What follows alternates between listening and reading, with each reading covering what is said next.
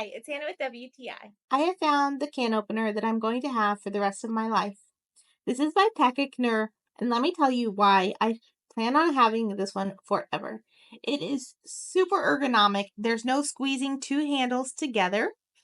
It is just one, and you twist the knob. It comes off very easily. And the best part, it cuts on the side, so there's no sharp part on the lid. There's no sharp part on the can, so you don't have to worry about you or your kids slicing your finger. It is a little bit different, so it takes a while to get used to, but you just put it on the side of the can and turn it, and it works.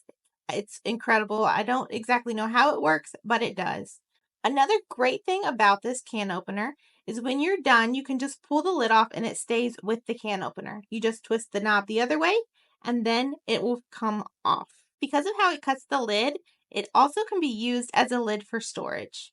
So if you're looking for a new can opener, definitely try this one. And that's my point of view.